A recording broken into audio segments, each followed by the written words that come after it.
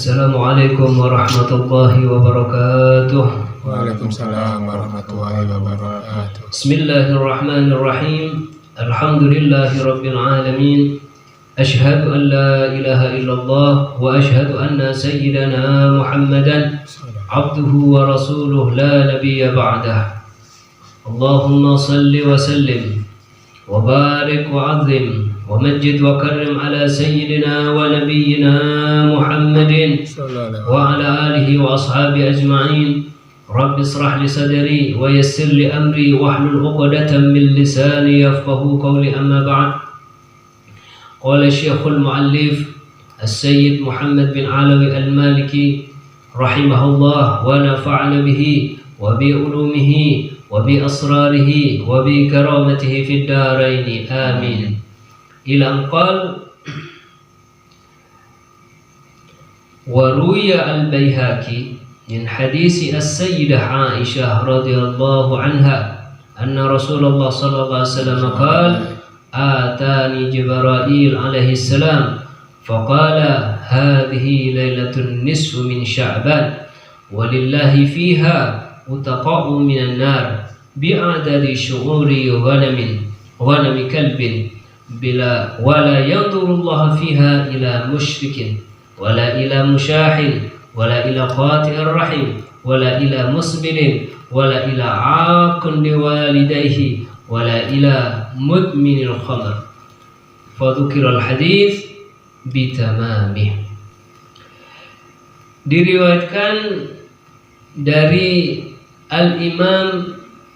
diriwayatkan oleh Al-Imam Al-Baihaqi min hadis as-sayyidah Aisyah radhiyallahu anha, dari sayyidatuna Aisyah radhiyallahu anha, salah satu dari ummahatul mukminin, salah satu dari istri Nabi Muhammad sallallahu alaihi wa ala alihi wasallam. Anna Rasulullah sallallahu alaihi wasallam qala, bahwasanya Nabi Muhammad sallallahu alaihi wasallam bersabda, atani Jibril alaihi salam, telah datang kepadaku malaikat Jibril alaihissalam. Faqal, lantas malaikat Jibril berkata, hadhihi lailah an-nisfu min Sya'ban, malam ini wahai Rasulullah adalah malam nisfu Sya'ban.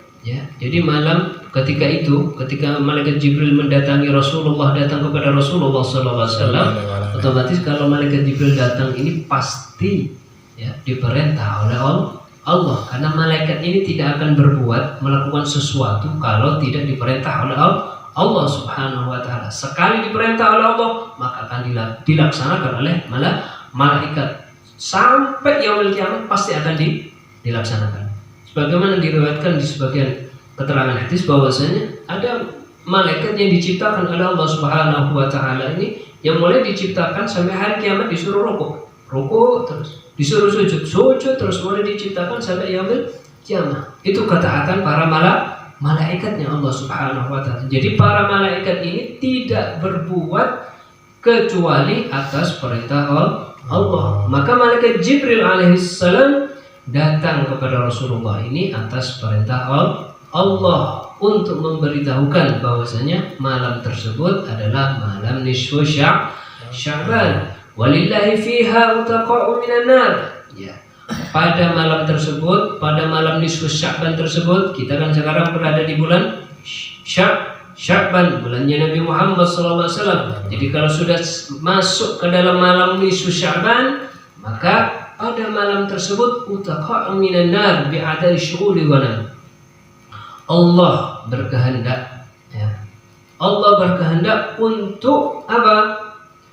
Mengangkat, menyelamatkan hamba-hamba Allah subhanahu wa ta'ala dari api neraka, mengampuni hamba-hamba Allah subhanahu wa ta'ala agar supaya tidak masuk neraka, mengentas, mengambil, menyelamatkan umat Nabi Muhammad SAW dari api neraka. Bi'adadi syumuri ghanami kalbin, sebanyak jumlah rambutnya kambing-kambing, kambing-kambing yang dijaga oleh kalb. Kalau di Timur Tengah itu kalau menggembala kambing itu memakai anjing. Jadi anjingnya ini pinter, ya. Jadi anjingnya pinter, menggembala kambing. Jadi kalau ada kambing yang mau keluar dari kelompoknya itu digiring oleh anjing ini.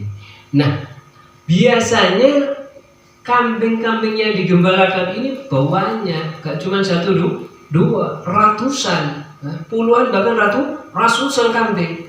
Lah ini orang-orang hamba-hamba Allah, umatnya Nabi Muhammad SAW yang diampuni oleh Allah Subhanahu Wa Taala, yang diselamatkan dari api nerakanya Allah Subhanahu Wa Taala pada malam nisfu Sya'ban ini sebanyak kambing-kambing, 26 kambing-kambing ini. Ya. Rambutnya sebanyak rambutnya, berapa jumlahnya? Wallahu a'lam. Hanya Allah yang Maha tahu dengan jumlahnya, ya. Dengan kehendak Allah Subhanahu Wa Taala. Maka kita ini jangan khawatir, umatnya Nabi Muhammad SAW pasti mendapatkan ampunan dari Allah Subhanahu Wa Taala, pasti diselamatkan dari nerakanya Allah Subhanahu Wa Taala. Dengan syarat apa? Taat sama Rasulullah, niru dengan Rasulullah, cinta sama Rasulullah Sallallahu Alaihi Wasallam. Maka pada bulan Sya'ban ini adalah momen yang sangat spesial, yang waktu yang sangat pas untuk membuktikan rasa cinta kita kepada Nabi Muhammad SAW. Kalau sudah namanya cinta, ya, kalau sudah namanya cinta, hatta yang kurang bagus pun dari orang yang kita cintai pasti akan kita senangi, paham ya? Walaupun kita kurang suka, kalau kita cinta, senang kepada seseorang, ya pasti yang terkait dengan orang tersebut kita cintai, ya. Apalagi Nabi Muhammad SAW. Sedangkan Nabi Muhammad SAW tidak ada yang kurang dari Nabi Muhammad SAW. Contoh misalkan orang kalau mau nikah, ya, calon istrinya misalkan, ya, dia mohon maaf kentut misalkan. Kalau kita umumnya kalau ada orang kentut gimana? Gak suka kan? Tapi berhubung kita cinta, walaupun kentut di hadapan kita, oh dah apa-apa, dah apa-apa. Atau mungkin ya bikin kopi, ya, membikinkan kita yang seharusnya pakai apa? Gula, keliru pakai garam. Kita minum loh, gak apa-apa. Paham ya? Karena orang yang kita cintai. Paham ya? Nah, sama ketika kita kepada Rasulullah SAW harus lebih dari orang yang kita cintai, harus lebih cinta kita daripada calon kita kalau kita mau nikah. Harus lebih dari istri kita, cinta kita kepada istri kita, harus lebih cinta kita kepada anak-anak kita, harus lebih cinta kita kepada orang tua kita, harus lebih cinta kita kepada Rasulullah SAW. Ya, apapun yang terkait dengan Rasulullah wajib hukumnya kita cinta. Apapun sudah yang terkait bajunya Rasulullah wajib kita cinta. Membuktikan rasa cinta kita kepada Rasulullah SAW. Karena cinta bukan hanya di lisan, cinta itu harus diterapkan, diamalkan, ditunjukkan. Ini loh, saya cinta dengan Nabi Muhammad. Pakaian saya putih, kenapa? Cinta dengan Nabi Muhammad SAW. Oh, saya pakai gamis, cinta sama Nabi Muhammad SAW. Oh, saya pakai pakaian muslim karena cinta dengan Nabi Muhammad SAW. Oh, saya membaca Al-Quran karena cinta dengan Nabi Muhammad SAW. Karena Al-Quran inilah yang diperjuangkan oleh Nabi Muhammad SAW. Sampai berdarah-darah Nabi Muhammad SAW untuk memperjuangkan Al-Quran. Al-Quran ini diperjuangkan oleh Rasulullah, bukan hanya dengan senyum, bukan hanya disambut dengan tolak al-badru, akan tetapi Nabi Muhammad SAW memperjuangkan Al-Quran ini, ayat-ayat dari Allah Subhanahu Wa Taala, petunjuk dari Allah Subhanahu Wa Taala ini dengan berbagai macam ujian, bahkan dilempar, dicaci maki dan lain-lain sebagainya. Itu adalah perjuangan dari Rasulullah SAW. Kalau kita cinta sama Rasulullah SAW, buktikan kita kalau cinta sama Rasulullah. Apa yang terkait sama Rasulullah SAW, pasti itu yang terbaik dari Allah Subhanahu Wa Taala. Di antaranya Nabi Muhammad SAW diutus oleh Allah Subhanahu Wa Taala dari bangsa Arab. Suka tidak suka, Rasulullah dari bangsa Arab. Ya, maka kita wajib hukumnya cinta kepada bangsa Arab. Kenapa? Karena Rasulullah. Andai kata Rasulullah ini ya, dari bangsa Jawa, wajib hukumnya kita cinta kepada bangsa Jawa, ya, kepada Indonesia misalkan, kepada Nusantara misalkan. kalau Rasulullah SAW diutus kebetulan dari bangsa Jawa misalkan, kalau Rasulullah diutus dari bangsa Cina misalkan, maka wajib hukumnya kita cinta sama bangsa Cina karena Rasulullah, bukan karena apa-apa.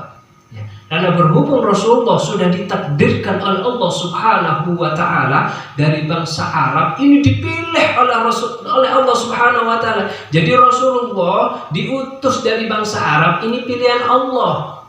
Paham ya? Ini pilihan Allah, bukan ketepaan katanya orang Jawa. Bukan, karena pilihan Allah. Buktinya apa?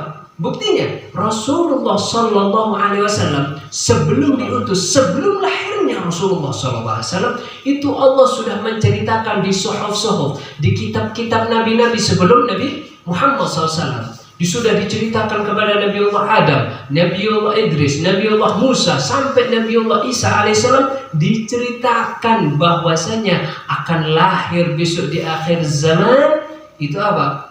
Nabi yang paling mulia. Lahirnya di mana, kecilnya bagaimana, akhlaknya bagaimana. Ketika duduk ada awan yang yang menaungi. Ketika dia berjalan, awan ini ikut juga berjalan. Ketika dia duduk, ketika dia jalan melewati sesuatu yang misalkan batu-batuan dan rumput-rumput, pohon-pohonan, semuanya mengucapkan salam kepadanya. Diceritakan di dalam kitab-kitab sebelum Al-Quran. Itu menunjukkan bukan kebetulan Nabi Muhammad SAW diutus di tengah-tengah bangsa Arab, dari bangsa Arab, bukan kebetulan. Itu menunjukkan Allah yang memilih.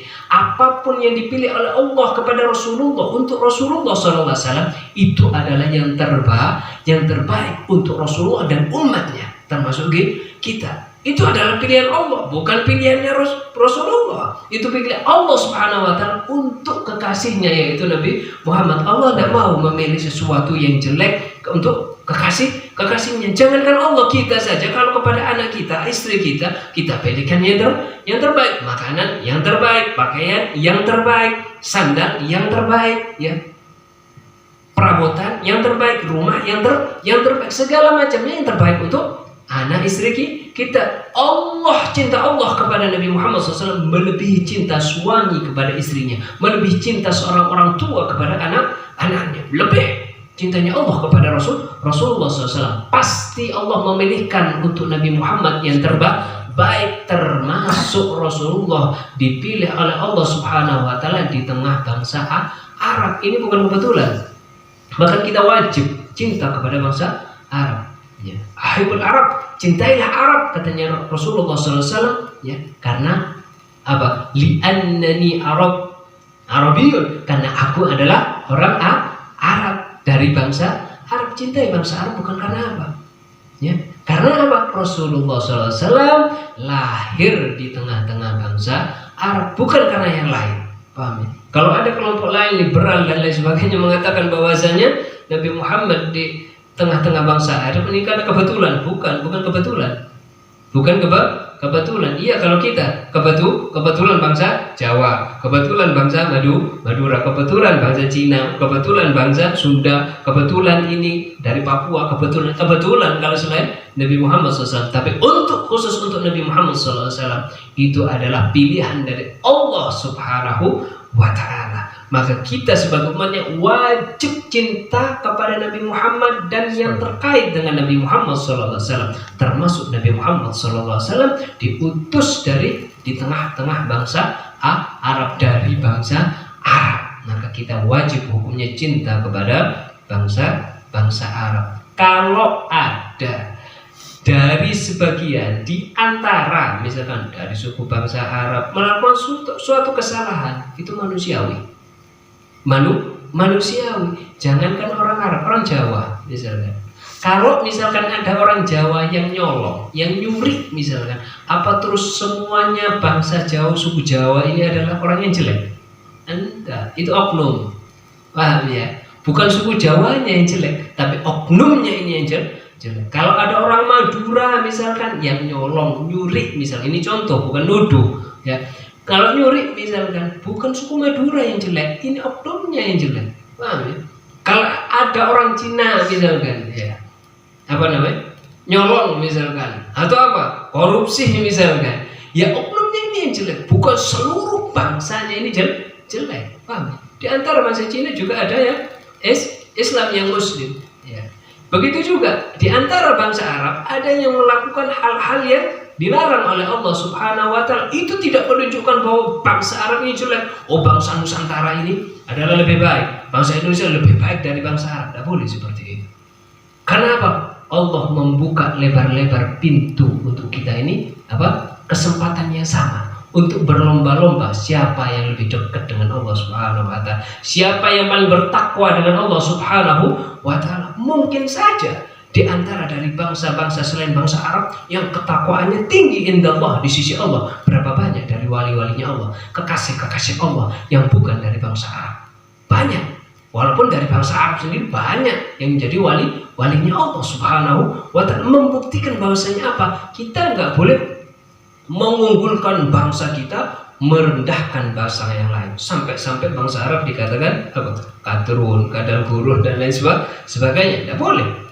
Kalau hal itu sampai diucapkan seperti itu karena benci kepada bangsa Arab, dikhawatirkan benci dengan Nabi Muhammad SAW. Kalau benci dengan Nabi Muhammad SAW, maka termasuk dari salah satu penyebab murtad, keluar dari agamanya Allah Subhanahu wa taala, keluar dari agama Islam. Kalau sampai ini ada rasa benci dengan bangsa Arab, kemudian rasa ada sedikit benci, sedikit, gak usah banyak, sedikit benci sama Rasulullah, murtad sudah.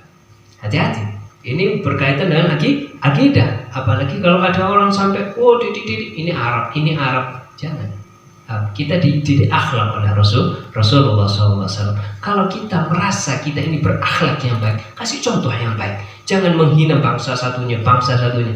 Ini didikan dari Rasulullah SAW. Maka momen bulan Sya'ban ini adalah momen yang baik untuk kita tunjukkan. Ayo kita berlomba-lomba siapa yang paling cinta kepada Nabi Muhammad SAW, siapa yang paling banyak mengamalkan syariatnya Nabi Muhammad SAW, siapa yang paling banyak mengamalkan sunnah Nabi Muhammad SAW, tanpa menyudutkan dari bangsa ini, apalagi bangsa Arab. Waliyadu billah. Lantas dilanjutkan bahwasanya wala yanzurullahu fiha ila musyrikin, akan tetapi katanya Nabi Muhammad SAW ini sebagaimana perkataan malaikat Jibril kepada Nabi Muhammad SAW, ini perkataan malaikat Jibril kepada Nabi Muhammad SAW, wala yanzurullahu fiha ila musyrikin.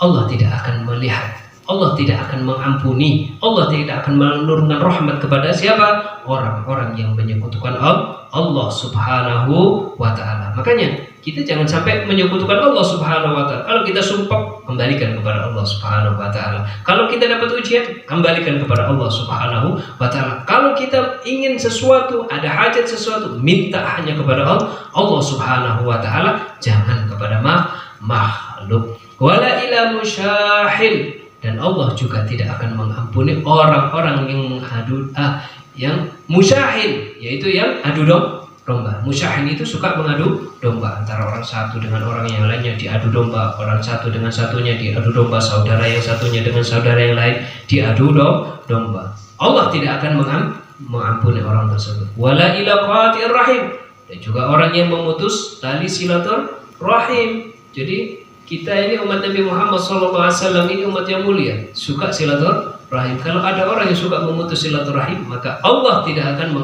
mengampuni, tidak akan dituruni rahmat, tidak akan dianugerahi rahmat Allah Subhanahu wa taala.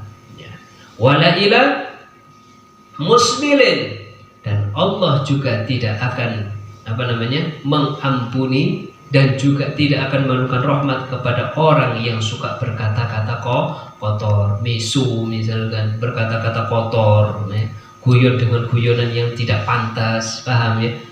Itu juga tidak akan diampuni oleh Allah Subhanahu wa taala. Hati-hati, jangan dianggap enteng orang mesu-mesu itu. Jangan dianggap enteng, apalagi dibuat guyonan. Jangan biasakan. Karena apa? Allah tidak suka. Buktinya ini, Allah tidak akan mengampuni orang yang suka berkata-kata kotor, jorok dan lain sebagainya. Wala ila aqin liwalidayhi, dan juga anak yang durhaka kepada orang tua tidak akan diampuni oleh Allah Subhanahu wa taala. Wala ila mudminul khamr, dan juga orang yang meminum khamar, yang mabuk-mabukan. Tidak suka Allah Subhanahu wa ta'ala, tidak akan diampuni oleh Allah Subhanahu wa ta'ala. Nah ini hati-hati, semoga keluarga kita, umat Islam, umatnya Nabi Muhammad SAW dijauhi dari perbuatan-perbuatan yang dimurkai oleh Allah Subhanahu wa ta'ala, khususnya di bulan Sya'ban ini. Dan sekaligus semoga seluruh umat Nabi Muhammad SAW diberi hidayah, diberi kekuatan oleh Allah Subhanahu wa ta'ala, agar supaya semakin cinta kepada Nabi Muhammad SAW, semakin cinta kepada apa saja yang terkait dengan Nabi Muhammad SAW, semakin cinta kepada bangsa Arab karena cintanya kita kepada Rasulullah Sallallahu Alaihi Wasallam, cinta kepada Al-Quran, cinta kepada sunnah-sunnah Nabi Muhammad Sallallahu Alaihi Wasallam, mengamalkan sunnah-sunnah Nabi Muhammad Sallallahu Alaihi Wasallam. Keluarga kita, seluruh umat Nabi Muhammad Sallallahu Alaihi Wasallam diberi hidayah oleh Allah Subhanahu wa Ta'ala. Amin ya Rabbal Alamin. Ala hadhihi niyah wa bi kulli niyatin salihah wa ala hadratin Nabi wa ali Nabi Muhammad Sallallahu Alaihi Wasallam bi sirril Fatihah.